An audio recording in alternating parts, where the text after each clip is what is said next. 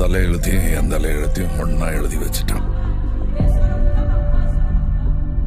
இனிமே நீ நானும் ஒண்ணு, கடைசி வரைக்கும்.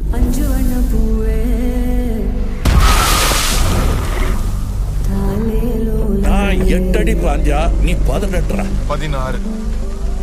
சரி கணக்கு புள்ள.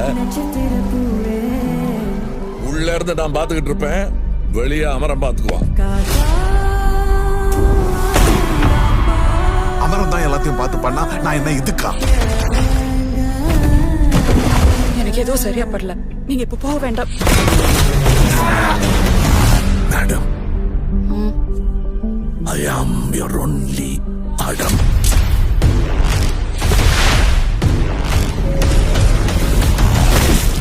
அவர் நம்ம வீடு தேடி வராது, நாம தான் கையில் எடுத்துக்கணும்.